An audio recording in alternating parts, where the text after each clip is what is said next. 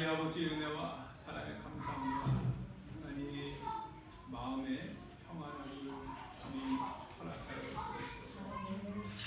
하나님 앞에 나아가는 있어서 우리 마음이 세상적인 많은 생각 속에서 흔들리지 않게 하시고 다만 이 시간 주님만 집중하며 주님 앞에 온전히 나아갈 수 있도록 주님 도와주옵소서.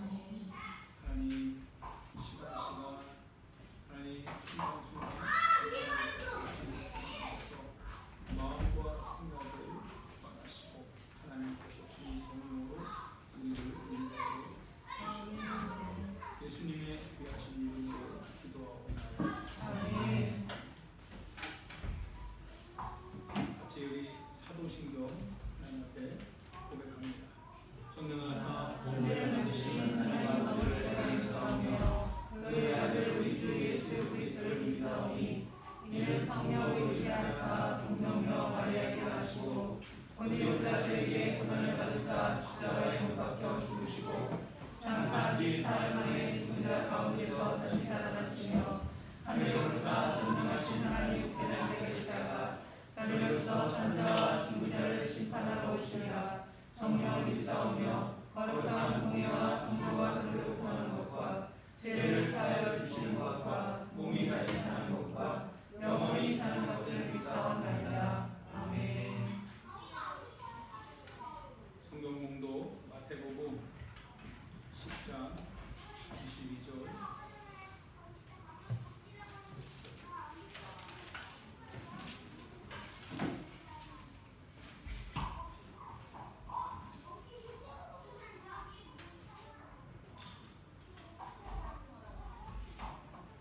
목소리를 읽을까요? 또 너희가 내 이름으로 말미암아 모든 사람에게 미움을 받을 것이나 끝까지 견디는 자는 구원을 얻으리라. 28절에서 33절까지 말씀 이것 역시 마찬가지로 같이 읽읍시다. 몸은 죽여도 영혼은 능히 죽이지 못하는 자들을 두려워하지 말고 오직 몸과 영혼을 능히 지옥에 들어가실 수 있는 이들을 두려워하라. 참새 두 마리가 한 앞살 때문에 팔리지 않느냐. 그러나 너희 아버지께서 허락하지 아니하시며 그 하나도 땅에 떨어지지 아니하리라. 너희에게는 머리털까지가 신바가 되었나니 두려워하지 말라. 너희는 많은 참새보다 귀하니라. 누구든지 사람 앞에서 나를 시인하면 나도 하늘에 계신 내 아버지 앞에서 그를 시인할 것이요 누구든지 사람 앞에서 나를 부인하면 나도 하늘에 계신 내 아버지 앞에서 그를 부인하리라. 한 문제도 봅시다. 16장 21절에서 16절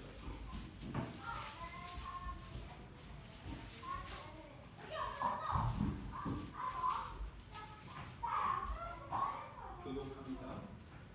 이때로부터 예수 그리스도께서 자기가 예루살렘에 올라가 장로들과 대제사장들과 서기관들에게 많은 고난을 받고 죽임을 당하고 제3일에 살아나야 할 것을 제자들에게 비로소 나타내시니 베드로가 예수를 붙들고 변하여 이르되 주여 우리가 없어서 이 일이 결코 주께 미치지 아니하리이다. 예수께서 돌이키시며 베드로에게 이르시되 사탄아 내 뒤로 물러가라. 너는 나를 넘어지게 하는 자로다. 내가 하나님의 일을 생각하지 아니하고 도리어 사람의 일을 생각하는가 하시고 예수께서 제자들에게 이르시되 누구든지 나를 따라오려거든 자기를 부인하고 자기 십자가를 지고 나를 따를 것이니라. 누구든지 제 목숨을 구원하고자 하면 잃을 것이요 누구든지 나를 위하여 제 목숨을 잃으면 찾으리라. 사람이 만일 온 천하를 얻고도 제 목숨을 잃으면 무엇이 유익하리요. 사람이 무엇을 주고 제 목숨과 바꾸겠느냐. 인자가 아버지의 영광으로 그 천사들과 함께 오리니 그때 감사함이 하나님으로 바꾸리라. 진실로 너희에게 이르노니 여기서 있는 사람 중에 죽기 전에 인자가 또 영광을 가지고 오는 것을 볼 자는 없느니라. 2분 동안만 조용해서 기도해주세요. 마음이 복잡하지 않게 해달라고 같이 기도해서 2분 동안만 저를 위해서 집중해서 기도해 주시면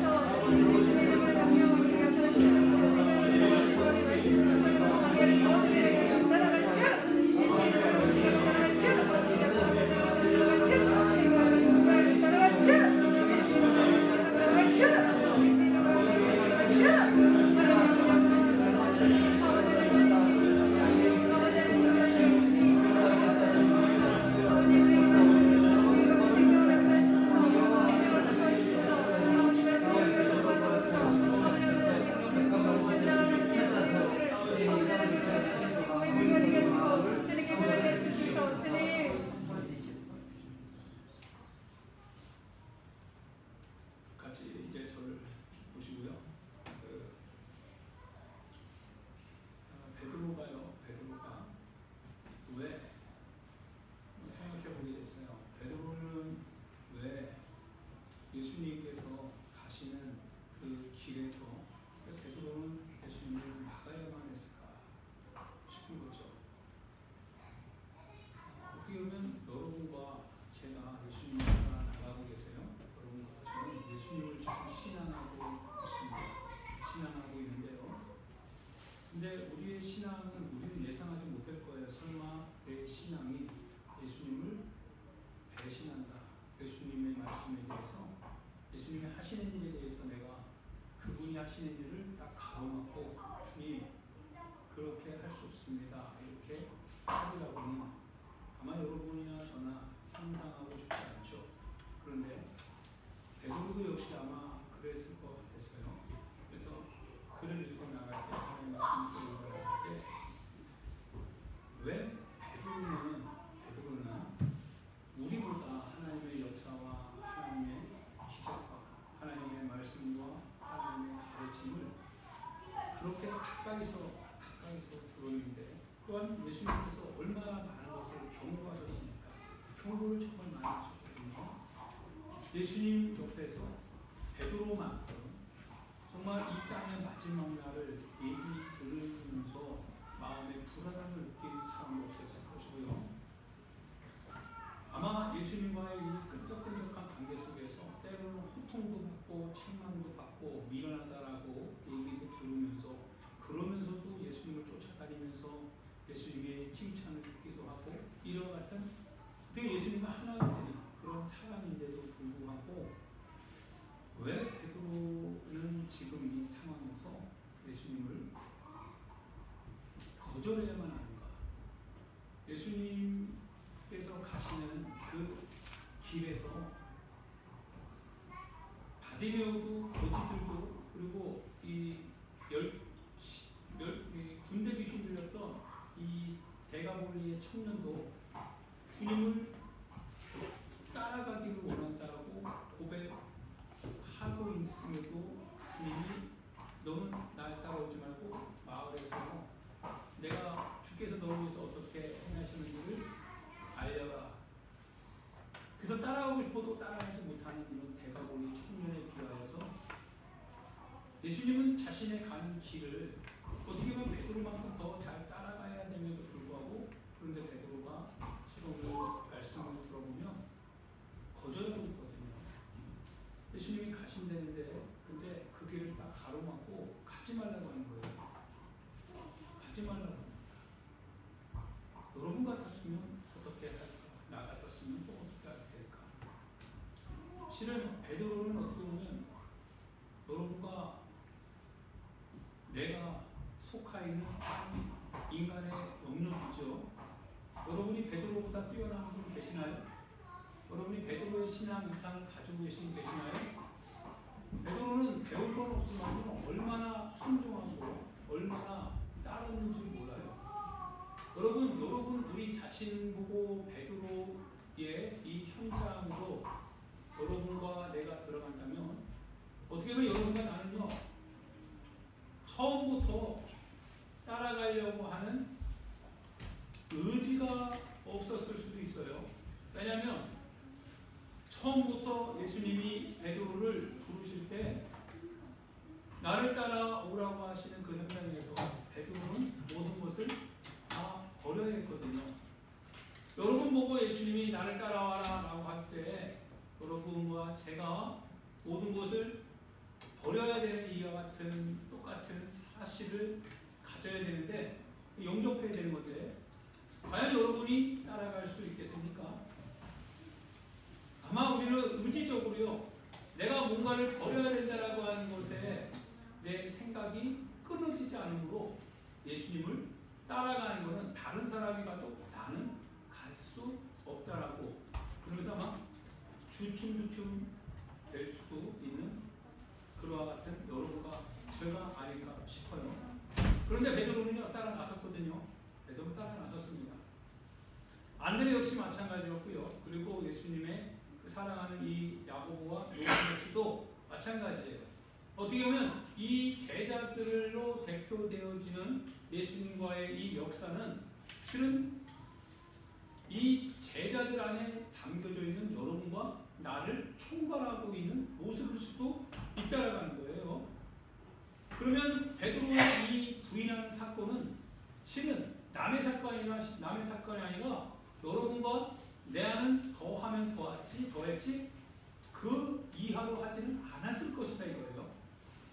얼마나 말 안 듣고 얼마나 자기 마음대로 고집부리면서 자기의 생각이 조금만 수틀리면 돌아서고 수틀리면 짜증내고 원망하고 불평하고 하는 우리의 모습에 비하면 이분들은 그런 분들은 아닌 건 확실하죠.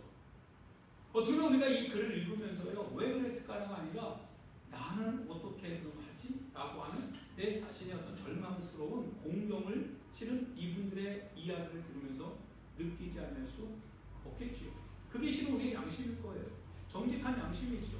마치 우리는 마치 거룩한 것처럼 신앙생활을 우리가 하면서 신앙 안에서 우리는 마치 모든 것을 이렇게 해도 난 괜찮아라고 그렇게 자만하듯이 하는 것은 우리 양심의 실은 어긋날 것 같아요.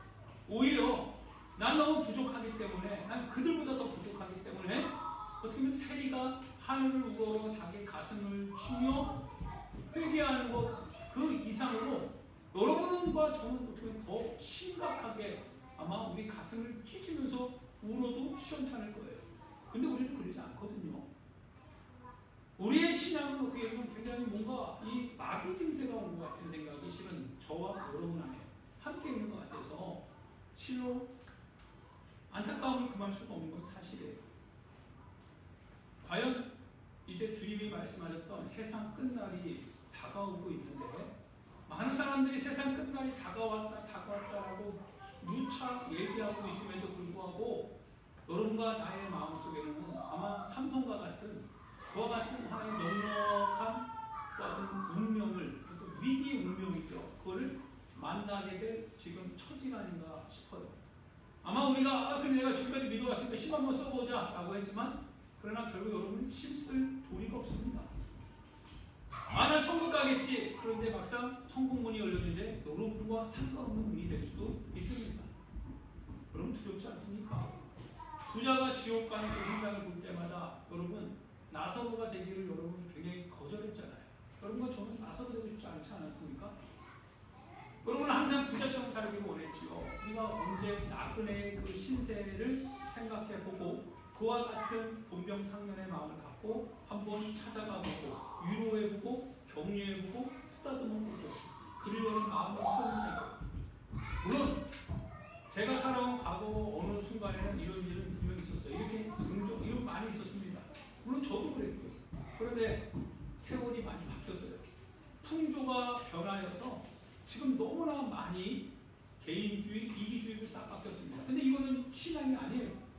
아무리 생각해봐도 절대 신앙이 아닙니다. 신앙이 아닌데 신앙생활을 우리는 하고 있는 척 할 뿐입니다. 그러면 왜 설교하느냐? 그래도 한 사람 있지 않겠냐 이거예요. 여러분 가운데 그래도 한 영혼이라도 구원해야 된다고 한다면 주님이 한 영혼 구원할 것이라고 하는 가능성 때문에 오늘 이런 설교하는 거죠. 말씀을 꼭 잘 새겨 들으시고 여러분과 제가 광야의 백성처럼 끊임없이 들어도 깨닫지 못하여서 깨닫지 못하는 건 자기 고집을 버리지 못하여서 계속적으로 넘어지고 또 넘어지고 또 넘어져도 계속 또 넘어질 수밖에 없는 그런 인생 되지 마시고 여러분과 제가 한 번을 들어도 좀 깨닫고 돌아서서 하나님의 새로운 날이 이르게 될 때 그 날을 여러분의 날로 여러분의 현장으로 가지고 갈 수 있기를 정말 주님의 이름으로 축원드립니다. 사랑하는 여러분들이요, 예수님이 가시는 그 길에서요, 예수님이 뭐라고 하시냐면 누차 예수님이 얘기하셨어요. 우리가 지금 뭐 마태복음부터 쭉 읽고 누가복음, 마가복음, 요한복음 쭉 읽어가면 요한복음에서는 예수님을 인정하는 자는 뭐 하기로 했다고 했어요? 국가에서 사내들인 공의회는 국회에서 법으로 제정한 거예요. 뭐라고 제정한 거예요? 출교하기로 결정했다고 했죠. 그래서 어려서부터 그 눈 멀고 움직이지 못하던 안전병했던 그 사람을 예수님이 일으켜 세웠잖아요. 그러자 어떻게 이 사람이 눈 뜨고 뭐 일어났냐고 이런 사건이 나타나요. 그때 부모님이 그 아들에게 가서 물어보라고 합니다. 왜냐면 예수님이 했다고 고백하면 출교하거든요. 쫓겨나는 거예요. 국가적으로 추방당하는 거예요. 예수님을 인정하는 것 자체가 그러한 일을 겪게 된다는 거예요. 예수님으로 모르지 않으셨어요. 아셨기 때문에 예수님이 사역하시면서 백성들에게 그리고 제자들에게 말했던 것이 뭡니까? 너희가 내 이름으로 말미암아 너희가 뭘 받아요? 박해를 받으며 미움을, 세상으로도 미움을 받는데요. 그래서 사람들이 너희를 공회에 끌고 가고 장로들 앞에, 원로들 앞에 끌고 가고 이 국가에 끌려가게 할 거라고 하는 거예요. 더군다나 너의 형제, 너의 자매, 너의 부모가, 너의 식구가 조차도 너희를 죽는 대로 내어준답니다.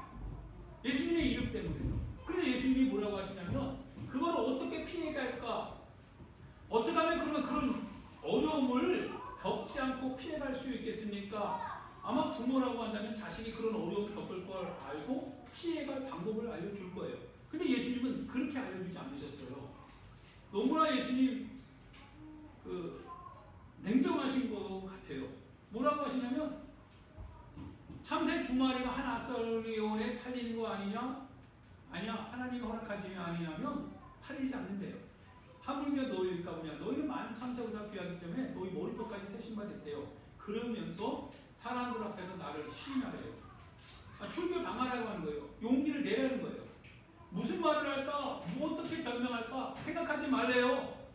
그냥 끌려가는 거예요. 아니 막아주셔야 될 주님이 신앙 때문에 주님의 이름을 고백하는 것 때문에 끌려가게 되고 고통당하게 되는데 근데 끌려가래요. 그게 신앙이라고 하는 거예요. 여러분 고난의 현장으로 주님이 부르신다는 거예요. 여러분 갈 수 있겠습니까? 여러분 갈 수 있느냐 없느냐 이 자체가 실은 잘못된 질문이죠. 여러분은 주님의 말씀을 듣겠습니까? 듣지 않겠습니까? 라고 하는 질문이 어떻게 보면 맞을 수 있어요. 그럼 여러분 뭐라고 대답할 거예요? 주님의 말씀을 들을 거예요? 안 들을 거예요? 대답해 보세요. 들을 거예요? 안 들을 거예요?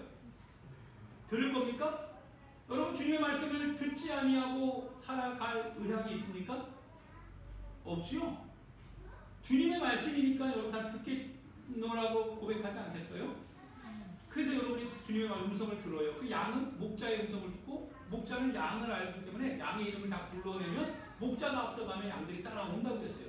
그래요. 여러분 맞아요. 여러분과 저는 지금도 그리고 앞으로도 예수님의 음성을 듣고 그분이 우리의 목자이시니까 그걸 따라 나설 거예요. 함께하기를 주님의 이름으로 축원드립니다. 그런데 주님이 우리 보고 하시는 말씀이요. 너희가 내 이름 때문에 너희가 이제 박해를 맞는데요. 고난의 현장으로 끌고 간답니다. 그들이요. 오늘 어떻게 보면 우리 단적인 예로 코로나가 문제입니까? 국가의 정책이 문제입니까? 어떤 분들은 국가의 정책을 따라야 된다고 해요. 그게 소금과 빛이래요. 그런데요, 부동산 3법이 되니까요, 다주택자는 뭡니까? 이거 잘못됐다 시정하라고 하면서 국가의 법으로 통과됐는데 따르기는커녕 오히려 반감을 갖고 막 적대하고 그래요. 데모도 하고 그래요. 다 거짓말쟁이에요. 보니까 여러분 모순적이지 않습니까? 기독교가 국가가 이렇게 시책을 내리면 기독교는 무조건 무릎 꿇고 다 쫓아가야 된대요. 근데 그들이요, 국가가 이제 부동산법을 통해서 그렇게 하라고 하니까 그렇게 할 수 없대요. 너무 상대적이고요. 너무 거짓이 꽉 차 있어요. 누구를 따라갑니까? 우리는 하나님의 법을 따르는 것이지 국가의 법을 하나님의 법에 우선하는 게 아니에요. 소금과 빛이라고 하는 것은 예수님이 말씀하신 것이 소금과 빛이지 인간을 위해서 말하는 소금과 빛은 그건 자기의 율법적 잣대를 가지고 하는 것이죠.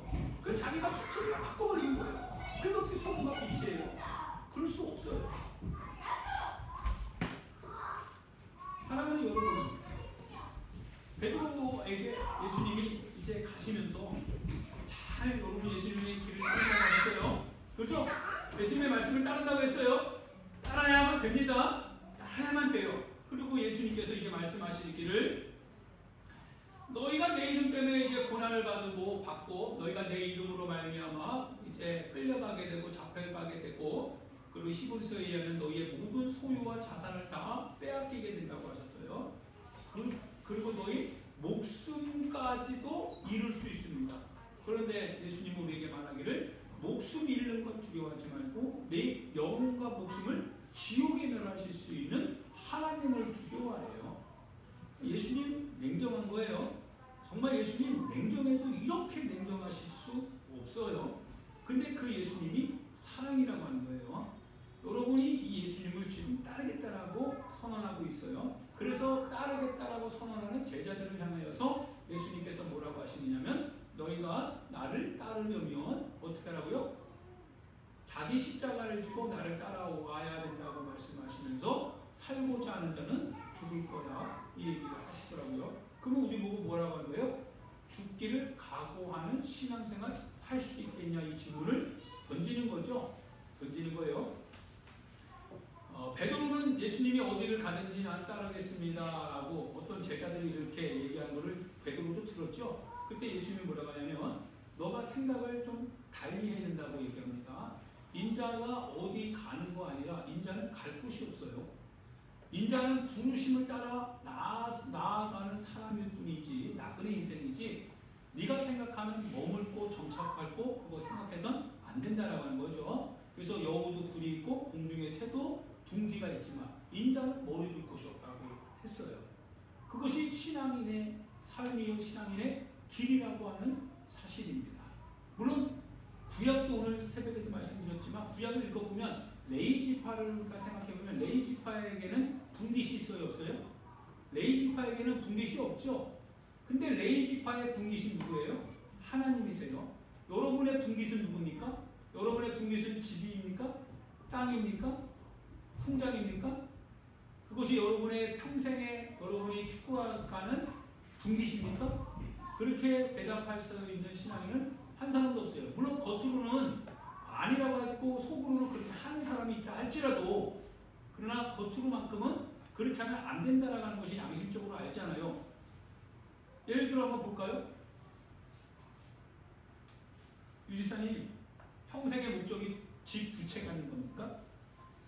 아니랍니다. 아니래잖아요. 신사님은 살림을 하기 때문에 아마 굉장히 어떤 그 경제 이런 그 수치에 민감하게 반응할 수밖에 없을 거예요. 신사님 통장에 좀 넉넉하게 한 10년치 저렇게 쌓아놓고 적재해놓고 사는 게 인생의 목적입니까? 목적이 맞죠? 아니에요? 제 1목적은 아닙니다. 제 1목적은 아니에요. 우리 제 1목적만 지금 묻고 있어요. 제 2목적 뭔가 좀 수상하긴 한데요. 단호하게 아니에요. 그러나 어떻게 보면 속에는 또 그럴 수도 있을지 모르겠지 않겠어요? 근데 겉으로는 일단은 아니에요. 그럼 아닌 건 아니에요. 양심이 아니라고 말할 수밖에 없도록 하니까요. 레이지파를 보면 역시 마찬가지로 그들의 분깃은 없어요. 그들의 분깃은 하나님이세요. 그래서 우리가 레이지파를 하나님께서 주실 때 그 레이지파를 통해서 무엇을 백성들에게 깨닫게 해주시냐면 너희들이 뭐라고 하는 거예요? 너희들이 나그네 인생이라고 하는 거예요. 즉 레이지파는 곧 하나님의 마음, 하나님께서 우리에게 보여주신 지표라고 하는 거예요. 표징이라고 하는 거예요. 그러니까 레이지파를 보니까 소유가 없는 것을 딱 느낄 때마다 하나님이 우리 백성들로 하여금 소유에 집착하지 말라고 하는 것을 보여주는 거예요. 너희는 내 앞에 제사 드리는 내 백성들이라고 하는 걸 알려주고 이 땅은 너희들가 아니라 하나님의 거라고 하는 거죠.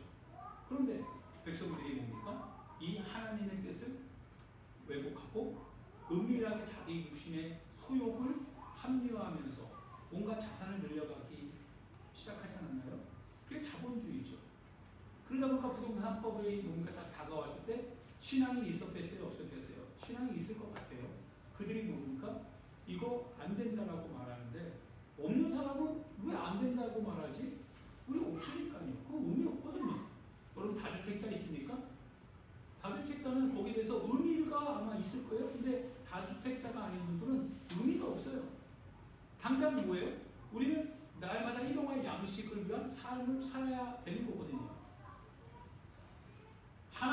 그분의 뜻을 우리가 들을 때 그분의 뜻을 따라서 우리는 살 것이라고 고백을 하지만, 그러나 예수님께서 그 따라가는 당신의 제자들에 대해서 말씀하기를 나를 따라오려거든 살려고 하지 말고 죽어야 된다고 할 때, 에이 설마 그랬는데 그 설마가 실제가 되는 사건으로 나타나게 되면 과연 여러분 따르겠다라고 하는 이 고백이 이제 실제가 되어야 되는데, 과연 몇 명이나 실제가 될 수 있는 삶을 그 순간에 고백할 수 있겠느냐.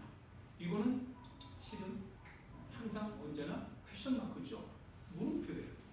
그럴 것 같지만 그러지 않은 사람도 있고, 그렇게 할 것 같이 누구나 다 믿었지만 그러나 은밀하게 본인 안에서 뭔가 숨겨온 뭔가 있을 사람도 있을 거 아니겠어요?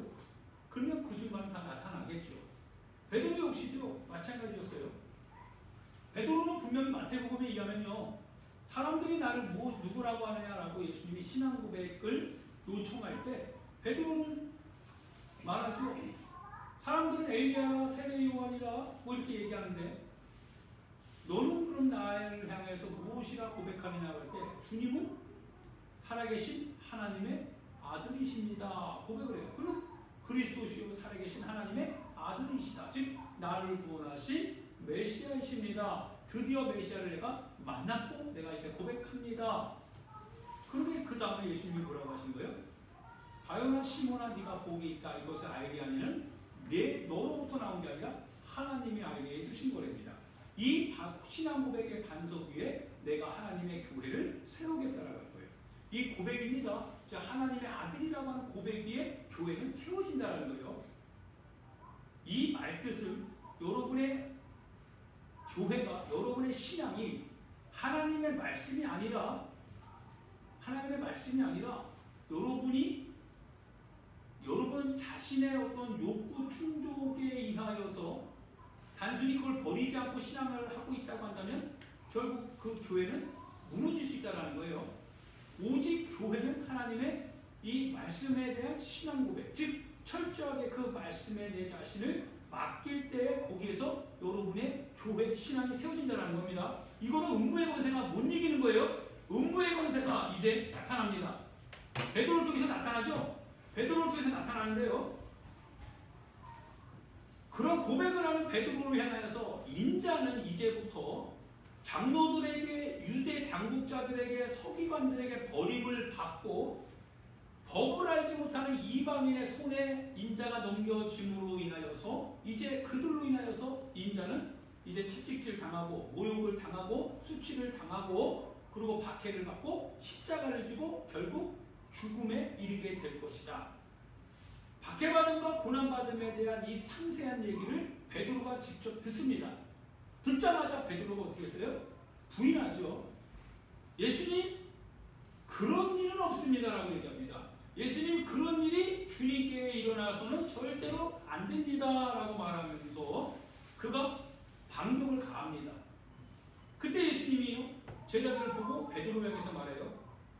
사단아 내 뒤로 물러서야 됩니다. 사단이라고 해요. 네 속에 사단이 꽉 차 있다 이거예요. 잘 새겨 들으셔야 돼요. 여러분 마음속에 지금도 사단이 있어요.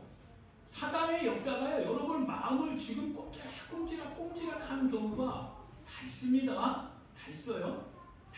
물론 내려가서는 편하게 하지만 여기서는 조금 긴장됩시다. 긴장되게 실제로 얘기합니다.